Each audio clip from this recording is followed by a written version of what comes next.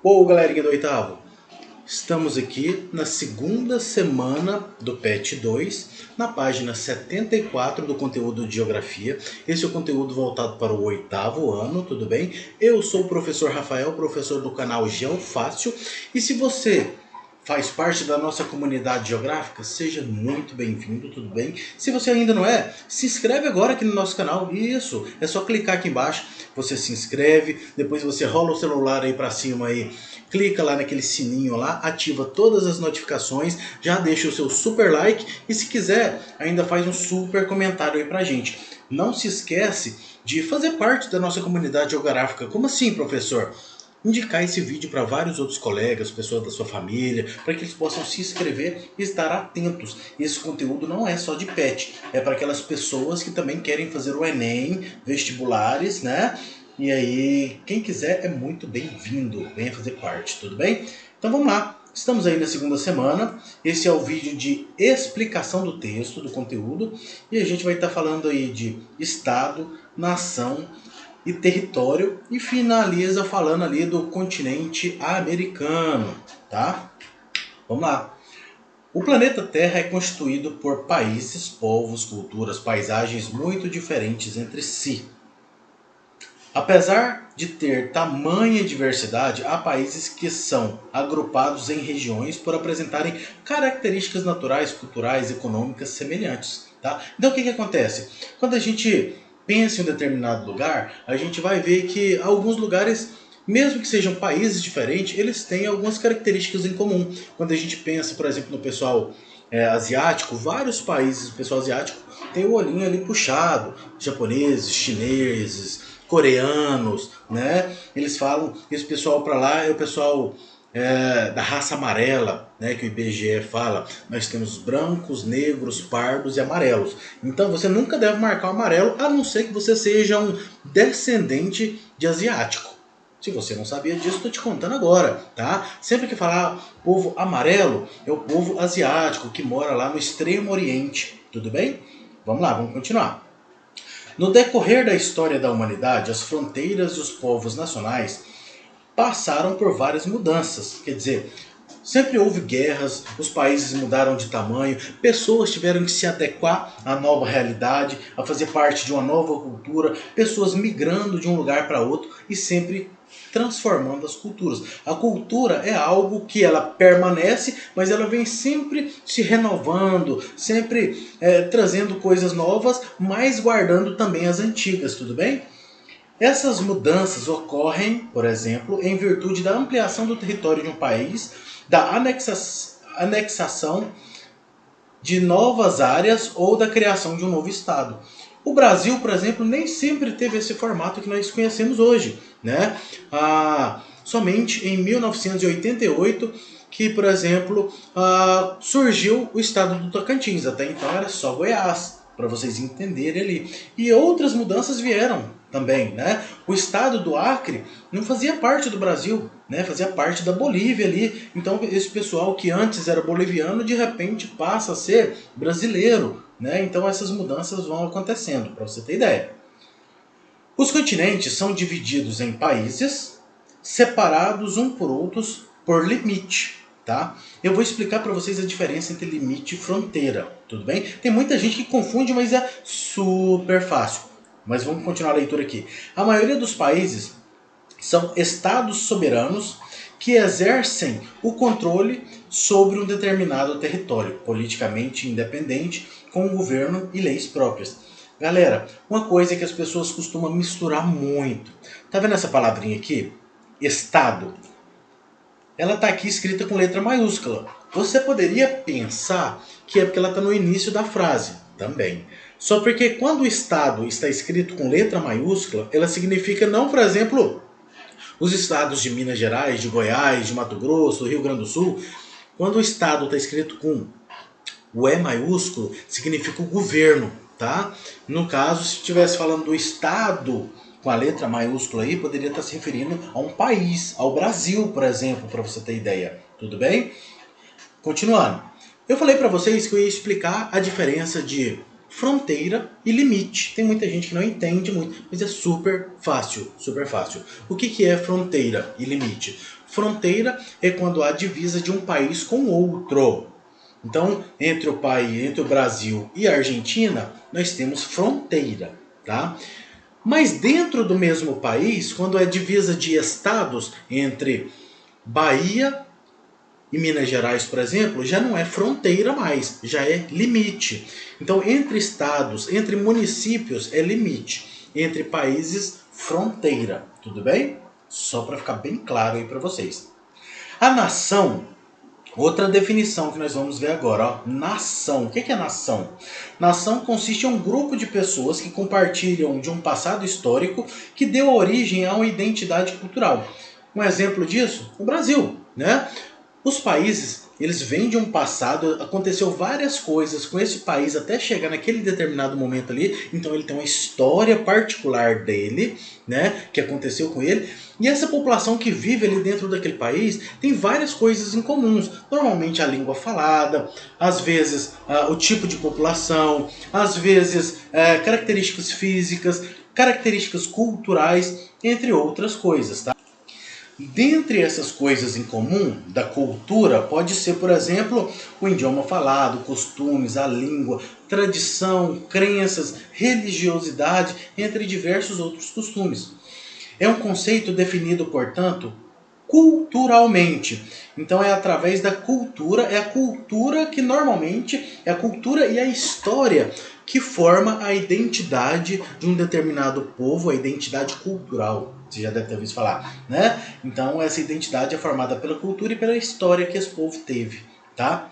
Uma nação pode ter múltiplas origens étnicas, né?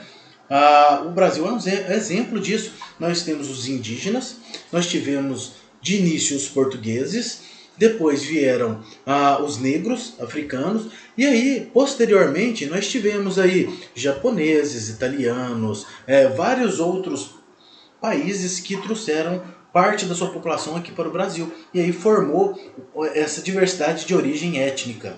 Tudo bem? Como é o caso brasileiro. Quando ocupam um território e se organizam politicamente, administrativamente, dão origem a um Estado-nação. Tá? Então, por exemplo, Estado-nação é aquele povo que tem história, tem a sua cultura própria, tá?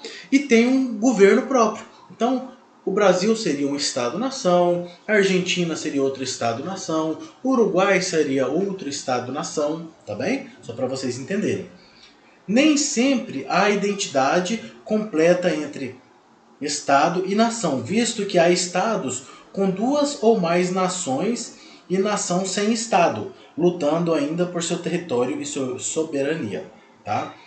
Um exemplo disso é a Groenlândia, tá? Ou então aqui um vizinho nosso, um país vizinho nosso, a Guiana Francesa, né, que ainda é comandada pela França. Eu não sei se vocês sabem, né? Então a Guiana Francesa eu ainda posso falar que ela é praticamente uma colônia da França ainda. Então ela tem uma história, ela tem uma cultura, só porque ela ainda não tem um governo próprio, tá? Então ela não é um Estado-nação, tudo bem? Só para vocês entenderem. O continente americano pode ser regionalizado de duas formas diferentes, observando os critérios físicos, América do Norte, América Central e América do Sul, e a outra observa critérios históricos e econômicos, né? Tem a América anglo-saxônica e a latina.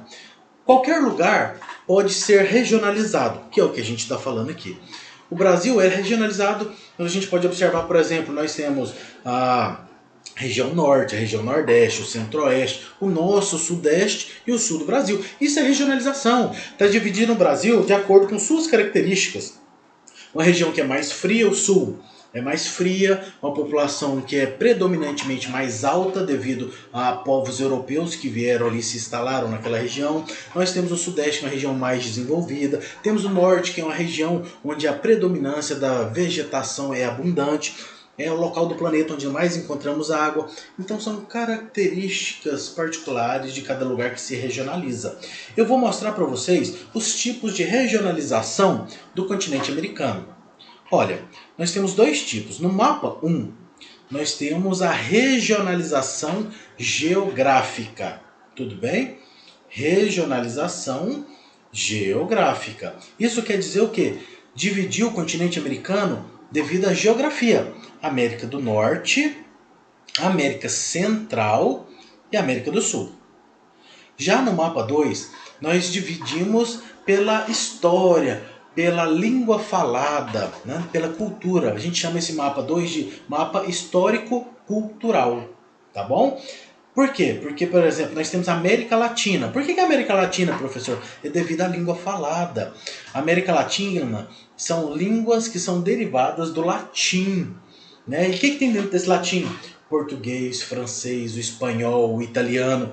Tá, aqui nós não temos o italiano, mas nós temos o português no Brasil, espanhol em quase todos os outros países da América do Sul e da América Central, e o francês na Guiana Francesa, no Haiti, na República Dominicana, que são ilhas que ficam aqui na América Central, tudo bem?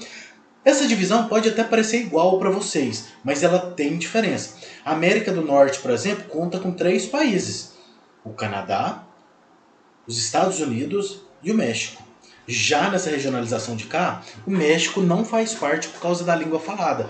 Então, nós temos a América anglo-saxônica. E para quem não sabe o que significa anglo-saxônica, né, você já deve ter visto os vídeos aí daquele pessoal da época do Rei Arthur, né, lá na Idade Média, dos cavaleiros falando dos anglo-saxões.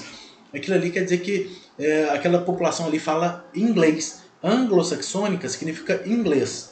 E latino-americana, línguas derivadas do latim. Então, isso é através da língua falada, da cultura. Espero que vocês tenham entendido. Então, uma divisão regional devido à cultura, outra divisão regional devido à questão geográfica. Tudo bem? Voltando aqui, só para a gente finalizar. Página 75. Os países da América anglo-saxônica, quer dizer, que falam o inglês, que são os Estados Unidos e o Canadá, foram países que foram colonizados pela Inglaterra, por isso falam inglês, tá?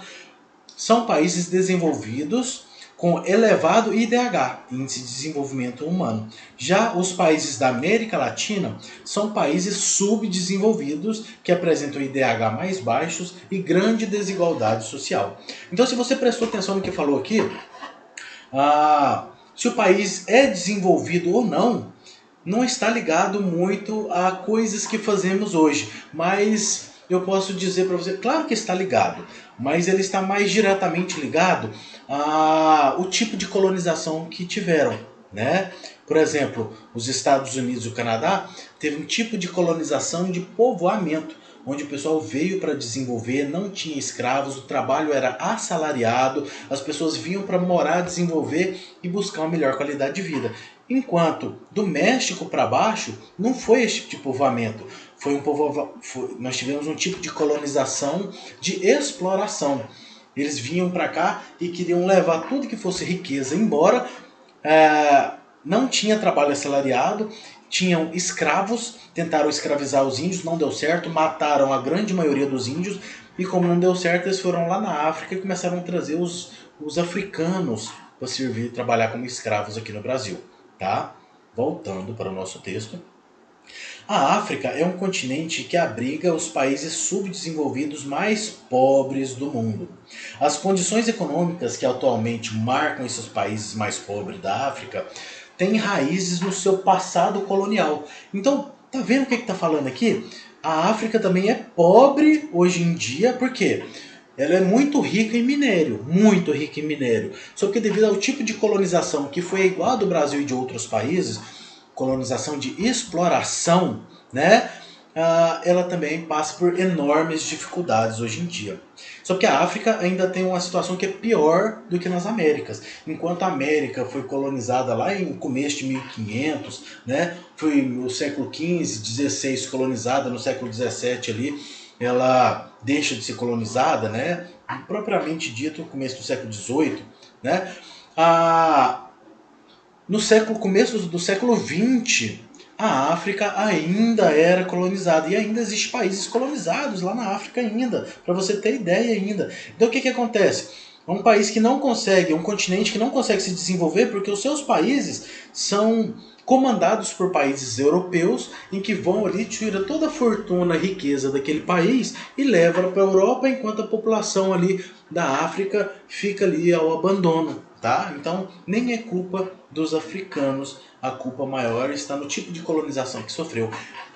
Galera, se você gostou da explicação, os vídeos têm ficado um pouco grandes, mas é que eu me preocupo muito com a qualidade do que é explicado para vocês. Tento explicar da maneira mais fácil possível. Por isso, sempre assistam nossos vídeos do começo ao fim. Assista tudo para você poder entender. Nesse período de pandemia, você aprender, você escutar e você conseguir compreender o conteúdo faz toda a diferença. Pode ter certeza que a vida é uma competição. Por mais que não deveria ser, ela é uma competição.